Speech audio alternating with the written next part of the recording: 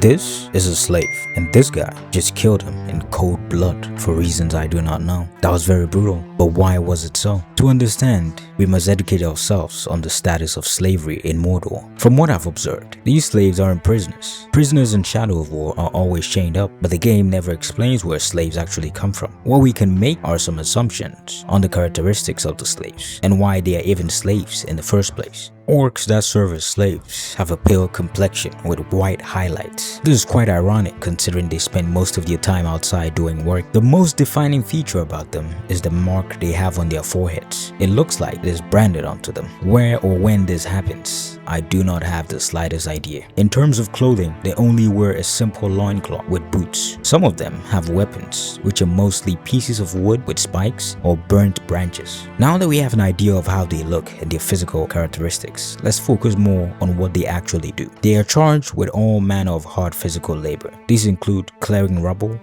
maintaining and fixing structures, digging ditches, mining, and carrying meat to caragors.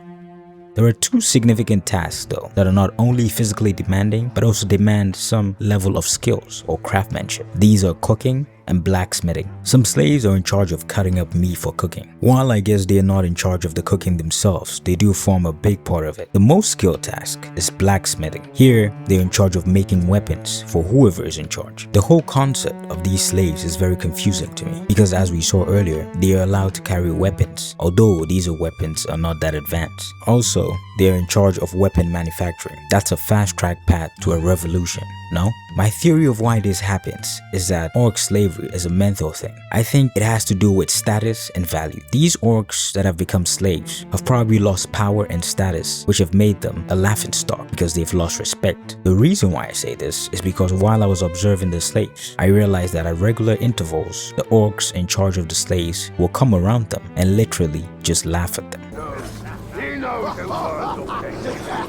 This was very strange. Like, what is so funny? Another thing to note is that a slave is not condemned to living as a slave forever. If they do something noteworthy, let's say for example, manage to kill me as Talion, they level up. They can't turn me down for a promotion now.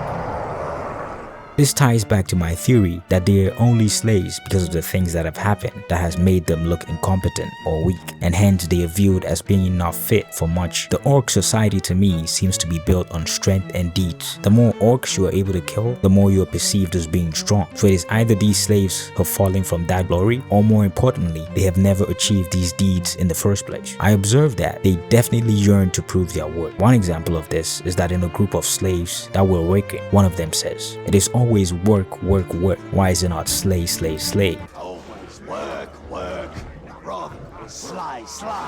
Slay as in fighting and killing. Another example is that when I appear around and a chance arises to fight, some of them run, but some also stay to fight. At the end of the day, based on everything I've observed, I believe the slavery in Mordor is based on a hierarchical system of deeds and exploits. Without any, you have no respect and hence no influence, and all that is left for you is a life of hard physical labor. Thanks for watching the video. If you enjoyed it, consider subscribing.